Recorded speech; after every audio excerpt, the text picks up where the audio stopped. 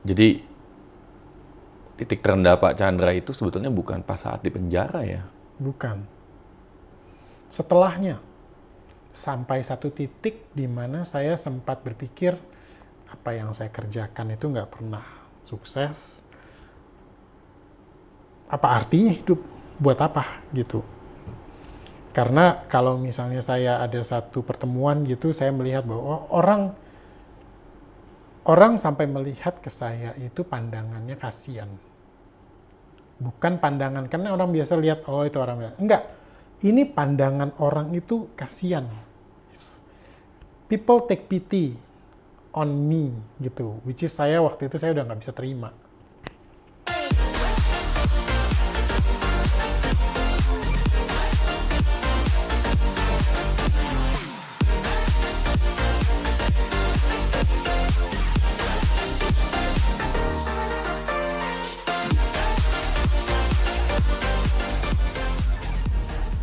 Halo guys, hari ini saya ketemu salah satu pengusaha hebat, Pak Chandra Sugiono, owner dari Povalian.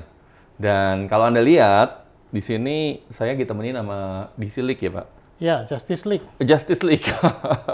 Ada Iron Man, ada Wonder Woman, ada Superman, Batman, Batman, Cyborg, Cyborg ya. Batman, Flash. Ini Kebetulan pas minggu lalu juga lagi baru mulai itu Zack Snyder Justice League. wah, makanya saya ngajak Pak Chandra untuk ngobrol-ngobrol hari ini di podcast kita. By the way, kayaknya jarak kita udah cukup ya Pak ya, 1,5 meter ya? Yes. Mungkin boleh copot ya Pak ya? Boleh. Sepertinya ngomongnya agak sedikit nggak bebas nih kalau pakai Oke. masker. Baik. Jadi selain Justice League, ada Captain America, Iron Man, dan lain juga, Pak?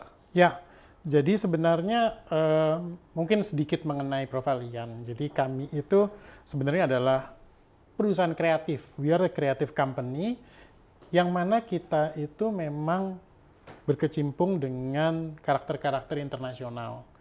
Misalnya tadi itu dari Disney, dari Marvel, Star Wars, DC, sampai ke Nickelodeon, yaitu kalau Nickelodeon itu kan rata-rata misalnya kayak si SpongeBob segala macam gitu.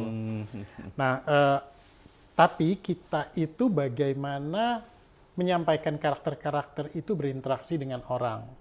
Contohnya misalnya bisnis kita satu event. Jadi biasanya kita itu melakukan event-event meet and greet karakter-karakter itu di mall-mall.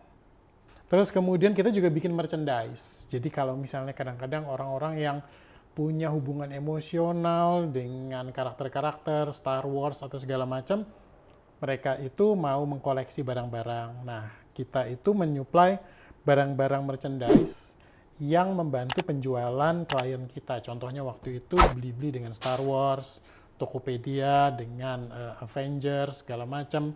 Nah, kita bikin barang-barangnya itu.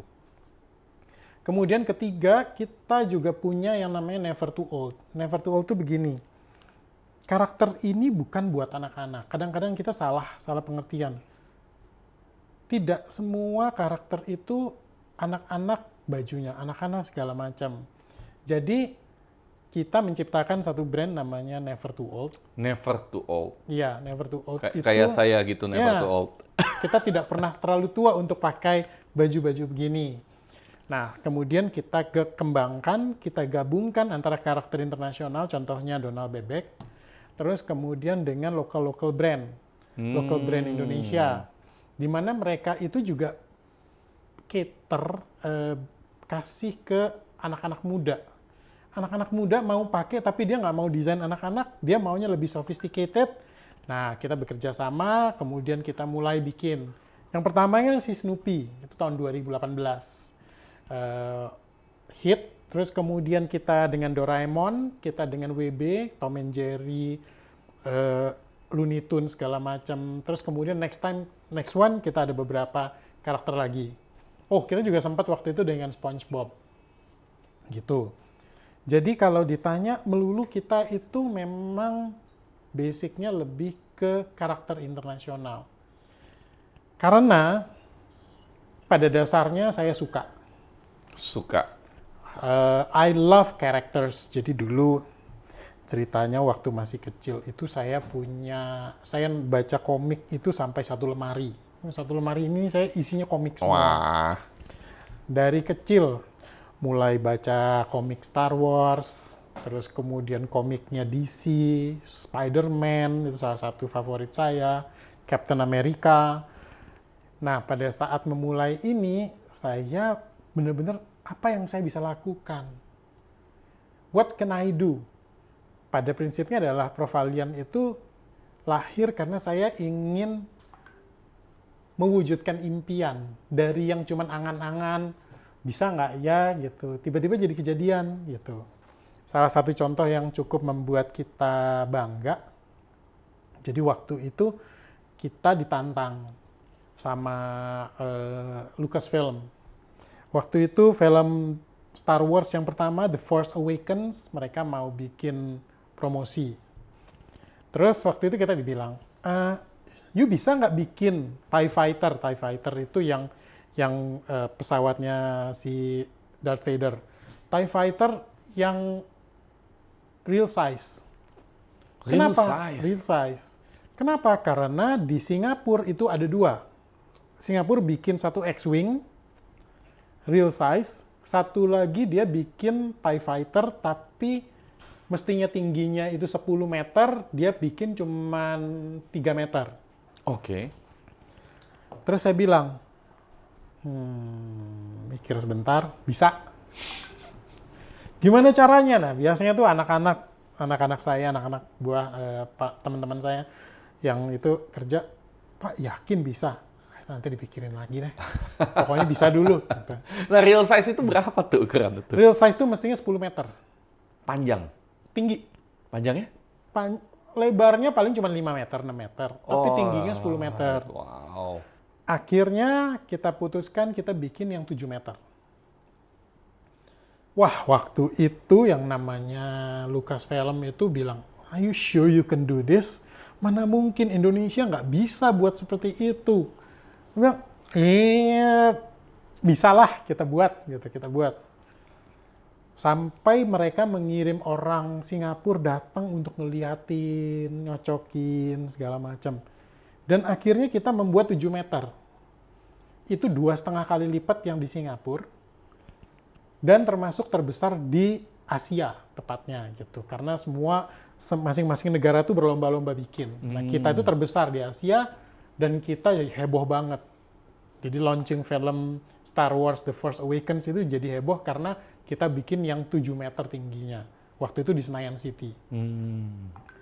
Terus ditanya sama Meli, terus kapan dong X-Wing? Nah, X-Wing itu kejadiannya 2 tahunnya. Itu di Mall Kelapa Gading, real size X-Wing, itu film yang kedua. Film keduanya si Star Wars gitu. Dari situ makanya saya bilang, ya saya bangga karena kita bisa membuat sesuatu yang impian, angan-angan, dan bisa menjawab tantangan dari luar negeri. Sampai akhirnya Disney dan waktu itu Lucas bilang, oh ya, you can do it. Yes, we proven gitu. Tapi sebenarnya awal mulanya itu bukan event. Awal mulanya itu merchandise. Jadi waktu itu project pertama kita itu bikin dengan Kentucky Fried Chicken.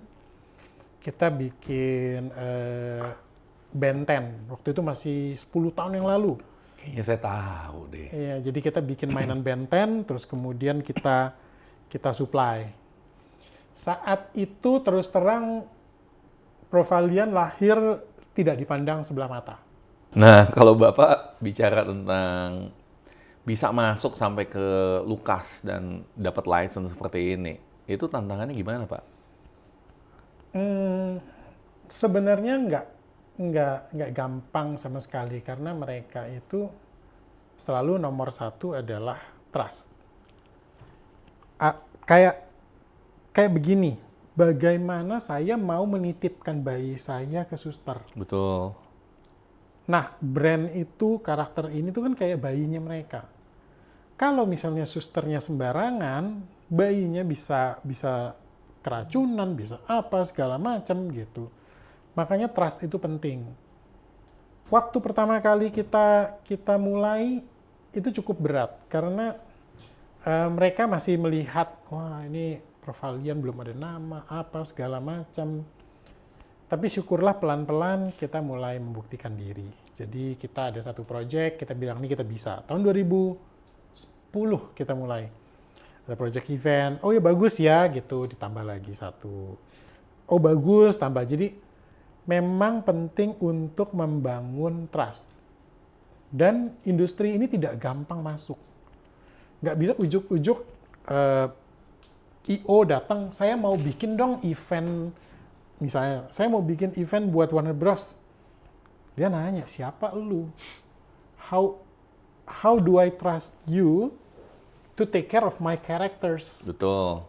Karena saya misalnya nih contohnya, saya tahu Wonder Woman harusnya seperti begini, nggak kayak begini. Jalan nggak boleh ngeplek-ngeplek segala macam gitu. Dia harus punya pamor sendiri untuk jalan. Superman harus tegak misalnya. Kalau misalnya kita balik ke siapa namanya SpongeBob misalnya, kita punya videonya.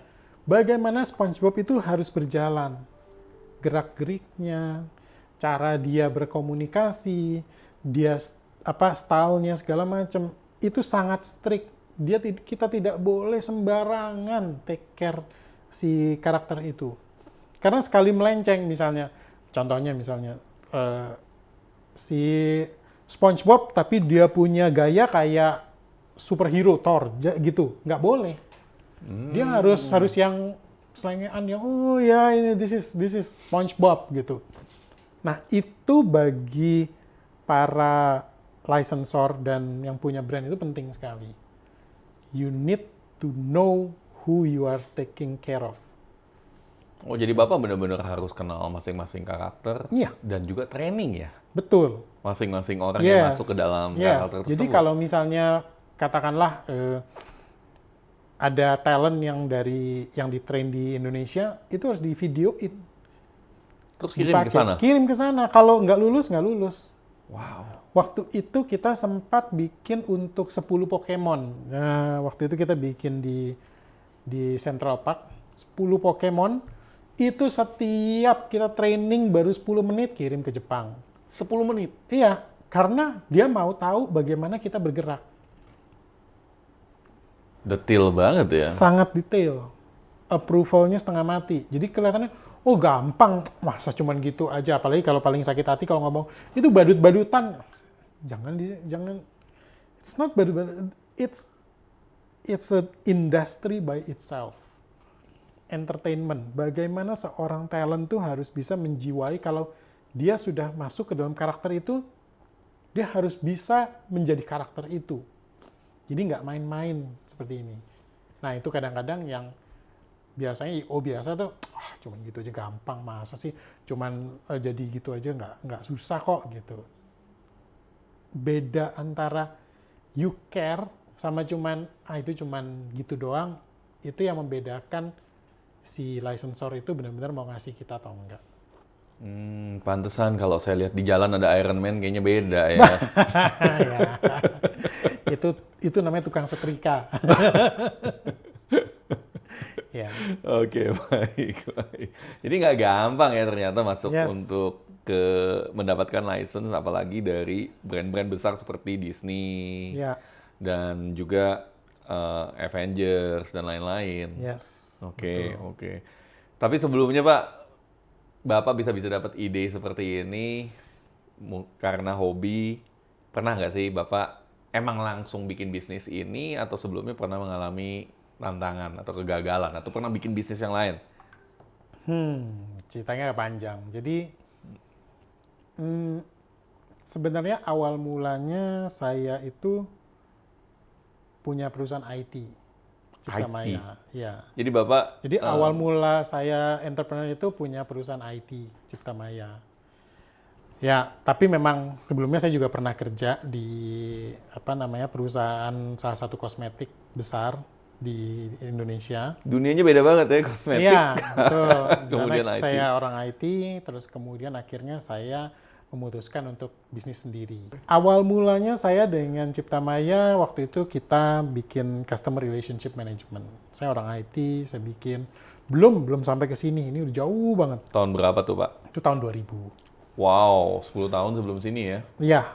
Terus kemudian, terus terang waktu itu saya tidak mendapatkan bisnis partner yang bagus. Nah, di tahun ketiga ya ada satu musibah yang membuat saya benar-benar tidak bisa jalan bisnisnya. Terus kita harus pindah, restructuring, mencoba ini, mencoba itu. Dan akhirnya tahun 2005, 2006 saya ditinggal sama partner. Ditinggal. Jadi ditinggal sama partner dan partner saya itu mengambil bisnisnya, dibawa bisnisnya. Oh, baik. Jadi kita mulai dari zero lagi. Jadi partner makan partner lah ya. Ya, ada restoran partner sekarang. Gitu. Terus kemudian abis itu 2006-2007 kita mulai jadi outsourcing. Kita bikin outsourcing untuk para call center. Jadi dari IT pindah ke outsourcing orang-orang.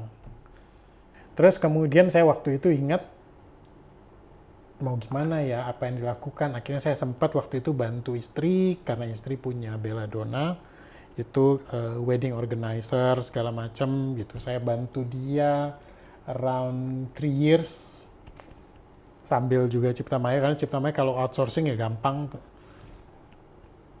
Dan pada akhirnya saya berpikir, kayaknya saya harus do something yang different gitu. Tahun 2008 saya pergi ke Lourdes. Jadi waktu itu ke Lourdes saya sempat berdoa di sana. Saya bilang, tolong berikan jalan. Ini mau kemana? I mean, I'm already almost 40 years old waktu itu. Jadi tahun 2008 itu saya udah 39. Saya bilang, masakan saya sampai umur 50-an saya cuma gini-gini aja. It's like I'm drifting. Nggak ada something yang satisfying personally, terus kemudian juga bisnis gitu-gitu aja, it's like gimana gitu. Sementara waktu itu mamah juga lagi sakit, jadi saya juga harus mencoba untuk support dia. Juni 2009 itu saya ikut novena Santo Antonius. Kayak kebetulan memang saya Katolik, jadi saya ngikutin semua. Terus saya juga bilang, saya minta waktu itu novena itu biasanya 9 minggu, terus kemudian doa, saya bilang saya pengen ditunjukkan jalan. Karena saya mau berguna bagi keluarga, gitu, punya income tambahan, juga untuk membanggakan orang tua, kemudian dibanggakan anak, gitu, bagaimana caranya. Akhirnya waktu itu September 2009 saya ketemu sama partner. Dia bilang, saya pengen bikin bisnis nih. Wah, kebetulan gitu. Kemudian waktu itu kita dikenalkan dengan satu licensing agent yang mana ini Kentucky KFC itu butuh mainan karena dia kan punya Chucky, dia punya kids meal. Biasanya kan kids meal itu ada mainan-mainan. Jadi kita masukin ke situ, terus kemudian kita coba. Kita bilang, mau nggak kita ini? Ini nggak murah loh, ini cost-nya gede nih. Waktu itu kita project-nya kira-kira 2,5 M-an. Sementara kita berdua bingung, dari mana gitu ya. Terus, ya udah nih mau gimana? Please do not ask me to get a loan from my in-laws. Kenapa? Karena saya mau membuktikan diri bahwa saya bisa sukses sendiri. Jadi nggak mau ngutang sama keluarga ya, Pak ya? Nggak mau ngutang sama keluarga. Gimana caranya? Akhirnya dia bilang, ya udah, saya minta papa saya, terus kemudian dipinjemin, dan akhirnya bergulir. Jadi sebenarnya tahun 2010 itu kita baru benar-benar bergulir dan mulai jalan semua. Satu pelajaran yang saya benar-benar dapat dari 10 tahun bisnis ini, bisnis partner itu penting, sangat penting dan amat penting. Kalau misalnya dibilang apa sih key pertama kalau misalnya kalau makanan kan location. Kalau saya enggak. Kalau mau berbisnis partner. Sampai ada teman waktu itu ngomong, kalau bisnis nyari partner itu lebih susah daripada nyari istri. Itu benar. Karena saya itu udah kenyang dimakan sama partner. Ditipu udah pernah, dimakan udah pernah, diambil bisnisnya pernah, dibohongin pernah gitu. Jadi Emang Bapak bikin bisnis berapa kali gagal, Pak? udah ada beberapa sih coba-coba. Coba 1 gagal, coba 2 gagal, bisa ada 10 kali. 10 bisnis? Iya. Bangkrut? Ya either bangkrut atau ditinggal partner ada. Dalam jangka waktu? Dalam waktu itu jangka waktu 10 tahun. Jadi setahun satu ya? Iya. Bangkrut. Wow. Makanya saya bilang partner itu sangat penting. Jadi ada salah satu kasus di mana kasarannya partner itu mestinya itu seseorang yang tidak mungkin mengkhianati saya, tidak mungkin. Tapi buktinya dia hianatin juga gitu. Jadi bagi saya pemilihan partner itu sangat penting. Saya sempat sama-sama istri kita bikin belladonna, saya mencoba gitu. Tapi with all due respect to her, saya tidak terlalu cocok dengan istri karena akhirnya kita jadi kerja 24 jam. Betul. Jadi dari pagi, siang, sore, malam kerjaannya ngomongannya bisnis. Kalau misalnya berantem bisnis, bisa merembet ke personal. Betul. Terus kemudian bagaimana dengan keputusan, bagaimana dengan ini. Makanya akhirnya saya memutuskan, udah deh, saya mendingan istri punya bisnis sendiri, sementara saya bikin bisnis sendiri yang terlepas dari semua gitu. Gitu. Cocok jadi istri, belum tentu cocok jadi partner bisnis. Itu udah pasti. Bersyukurlah bagi beberapa orang yang bisa istri menjadi partner bisnis, misalnya istri ngurusin keuangan, terus kemudian dia ngurusin itunya. Ada. Tapi kalau saya bilang mungkin jarang ya. Gitu. Jarang. Pak Chandra tadi bilang bahwa dalam 10 tahun bikin 10 bisnis dan 10 bisnis tersebut bangkrut atau gagal. Ini saya jadi penasaran nih. Apa sih Pak titik terendah yang Bapak pernah hadapi dalam hidup atau bisnis? Jadi waktu tahun 2000 itu saya terkena satu kasus. Ya kasusnya panjang. Terus kemudian ujung-ujungnya saya sampai dimasukkan penjara. Masuk penjara, Kasus, ya. Dari saya yang mempunyai pride bahwa oh iya nih saya bisa menjadi seseorang, akhirnya harus mengalami di satu tempat di mana itu sudah kasarannya terendah lah gitu. Karena banyak yang narkoba segala macam gitu. Saya waktu itu sampai bertanya kepada Tuhan, kok bisa kayak begini sih gitu hidup saya.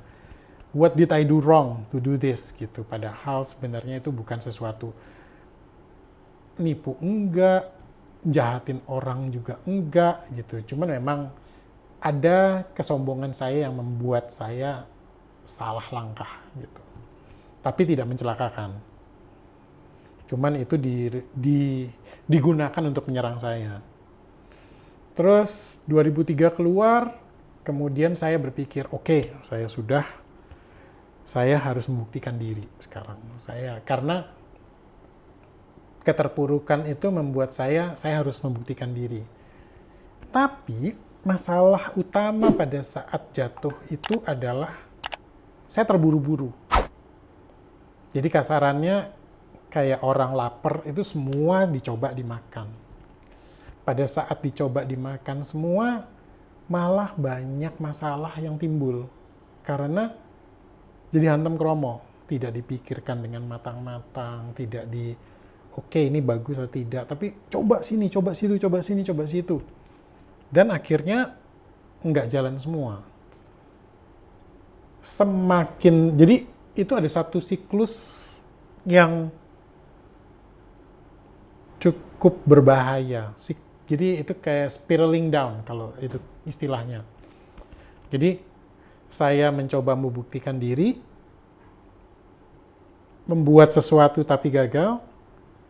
Akhirnya kegagalan itu membuat saya jadi lebih desperate membuktikan diri, ngambil semua apa yang saya mau kerjakan, sampai akhirnya saya gagal lagi. Itu udah spiraling down satu titik. Terus kemudian dari pengalaman yang pinjem duit di mana mau diputerin, sampai waktu itu saya sempat dikenalin yang klinik-klinik yang bangsanya kayak ada orang yang bisa ngadain duit segala macem. Menggandakan uang. Yes. Itu saya pernah lewatin semua. Serius. Ya. Sampai ke klinik-klinik itu. Yes, it's as desperate as that. Sampai satu titik di mana saya sempat berpikir apa yang saya kerjakan itu nggak pernah sukses. Apa artinya hidup? Buat apa gitu? Karena kalau misalnya saya ada satu pertemuan gitu, saya melihat bahwa orang sampai melihat ke saya itu pandangannya kasihan. Bukan pandangan, karena orang biasa lihat, oh itu orang biasa. Enggak, ini pandangan orang itu kasihan. People take pity on me gitu, which is saya waktu itu saya udah nggak bisa terima. Tapi makanya titik balik saya sebenarnya waktu yang ke Lourdes itu. Kalau misalnya suicidal, itu udah tinggal ditek gigit, udah. Coba. Sudah sempat berpikir. Udah sempat. Sudah sempat gitu. Tahun berapa itu, Pak? Tahun 2007-2008an. Percobaan bunuh diri sudah coba? Oh nggak sampai. Mikir, ya. Karena bagi saya, apa yang saya lakukan semua gagal. Nggak ada yang beres gitu. Caranya gimana sih, Pak? Dari posisi yang benar-benar terendah untuk bisa bangkit lagi? Caranya? Do it one day at a time. Jalanin aja. Yeah, you have to face it, do it one day at a time. Nggak bisa cuma, saya mau planning begini, ya. Planning of course ya. Tapi, waktu di bawah itu, I live one day at a time, supaya saya masih punya hope, mungkin ada sesuatu yang akan lebih baik di keesokan hari. So, one day, step one day, nggak usah berpikir nanti tanggal segini bakal begini, nggak usah lah, udah sehari-sehari aja. Then you can appreciate today, you can appreciate every day, you can appreciate present. Karena kalau tidak, kita bisa hidup di masa lalu, di mana kita selalu menyesali apa yang sudah terjadi dan kita pokoknya udah depresi lah, udah gue nggak mau itu, gue cuma tidur aja, whatever, terserah deh dunia mau ngapain, pokoknya gue mau tidur, paling tinggal nunggu mati gitu. Atau present, jadi terlalu optimis sehingga melupakan apa yang ada sekarang, jadi akhirnya mau nyoba ngambil ke depan, sementara we have to appreciate the present. Jadi waktu itu, tahun 2008 itu saya benar-benar mencoba itu, living one day at a time. One day at a time. Yes. Kalau bicara tentang peranan orang tua, Pak, ada nggak, Pak? Kalau mama itu selalu support. Jadi, kalau misalnya bicara ya, dua-duanya sudah almarhum. Mama itu yang sangat dominan di rumah tangga. Tapi mama tuh selalu support, selalu ngingetin, selalu. Jadi sempat waktu itu saya juga sempat ngomong sama mama, bilang ini udah nggak bisa nih, mau gimana? Bilang ya ingat anak-anak, ingat gimana kalau begini. Lihat tuh mereka masih kecil apa segala macam. Jadi mama tuh selalu ngingetin, bilang masih ada, masih bisa kan? Lu masih bisa cari kerjaan atau mau ngapain gitu? Iya, cuman kok kayaknya mau gimana, mau apalagi gitu, mau apalagi, nggak bisa mah gitu. Makanya mama selalu ingat ingat istri, ingat anak, ingat istri, ingat anak, segala macam. Mama selalu ngomong begitu, bilang iya. Dan itu yang sebenarnya menguatkan juga dari mama. Dan mama juga bilang, kalau misalnya sampai kamu ada apa-apa, gimana mama nanti? Gitu. Iya, oke.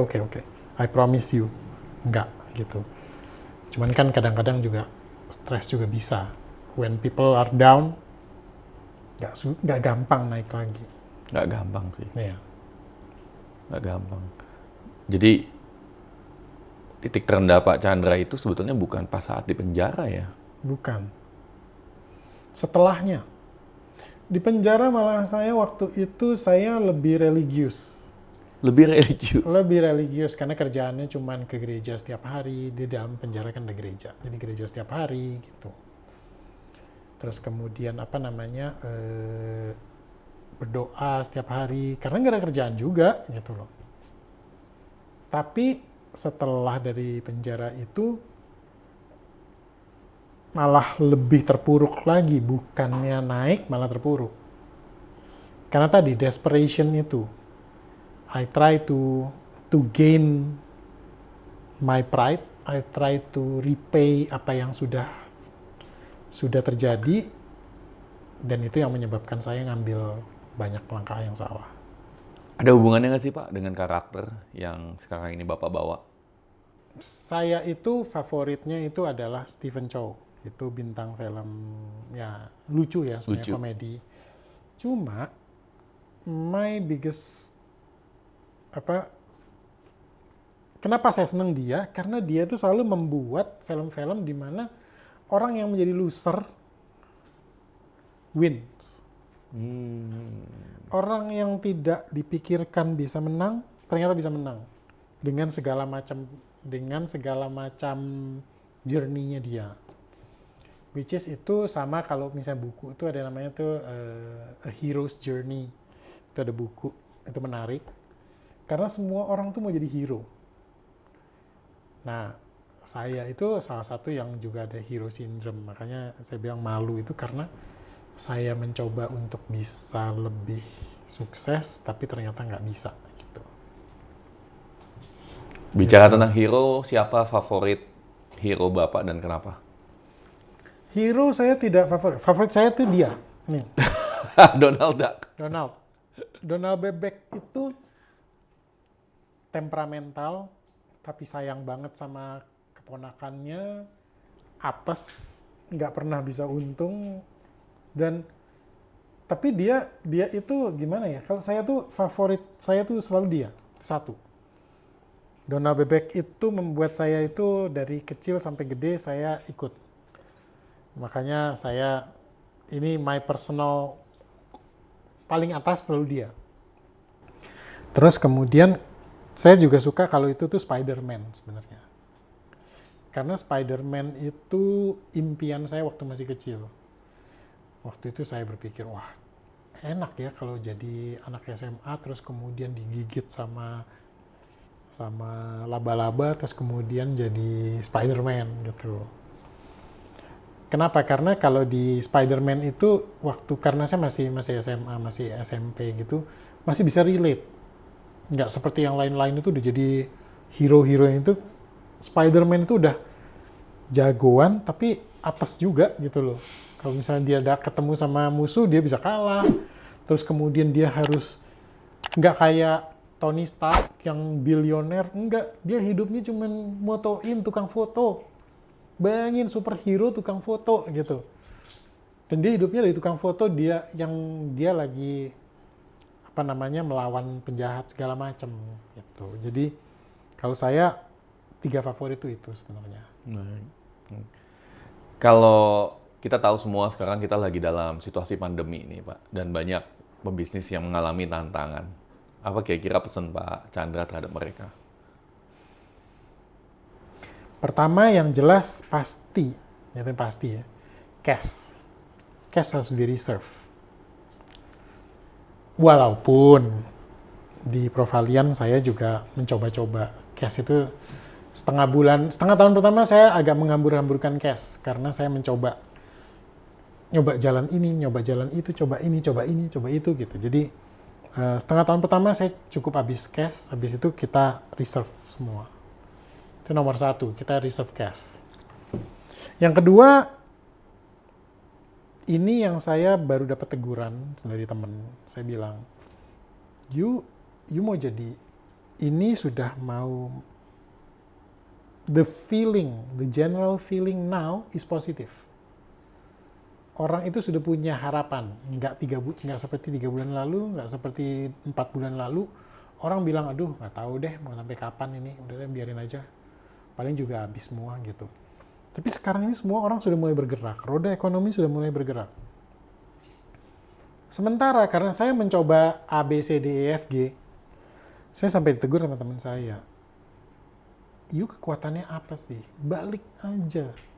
So, again, back to your core business, back to your basic, back to your strength. Makanya sejak itu, about 3 weeks ago, saya ditegur begitu, terus kemudian, oh iya bener ya. Saya harus balik lagi nih. Bener-bener saya balik ke awal, saya balik lagi ketemu sama saya punya core bisnis. Dan saya harus mempersiapkan diri untuk nanti 2022. Karena 2022 ini pasti paling tidak recovery itu pasti terjadi. Cuman kalau saya sudah tidak fokus, saya nggak bisa mengantisipasi recovery ini. Gitu. Jadi, back to your core business and focus. Cash back to your business. Yang terakhir adalah keep your most loyal and supportive team. Simpen tim Anda yang paling setia ya? Jadi saya itu berusaha sedapat mungkin keep yang benar-benar sudah ngikutin kita sudah lebih dari 6-7 tahun. Bahkan dari awal ini employee number 3, 4 itu masih sama kita. Bagaimana keep mereka untuk tetap sama kita? Karena kalau nanti misalnya 2022 sudah mulai recover, kita nyari orang baru lagi lebih lama. Jadi bagaimana mengajak mereka untuk yuk kita sama-sama nih nunggu nih waktunya. Ini bentar lagi. 2020 lewat gitu aja kan, walaupun kayaknya dulu susah banget gitu lewat, tapi akhirnya it Lewat pass, aja, betul. gitu. Sama, ini 2021 akan cepet aja nih, sekarang aja udah hampir April. Betul. Jadi, ya keep your key persons, keep your core people yang punya sama-sama visinya, sama-sama punya semangat untuk bertahan, itu harus di-keep habis-habisan. Gitu. Berharga ya Pak ya, loyalitas itu ya Pak? Yes, definitely. Dan kalau saya tanya, apa sih kira-kira kalau satu kata, apa sih kunci sukses dari Pak Chandra? Satu kata. Kalau saya sih, perseverance. Perseverance itu pantang menyerah. Pantang menyerah. Pantang mundur, pantang menyerah, pokoknya cari jalan bagaimanapun. Use your head, use your strength, use your network.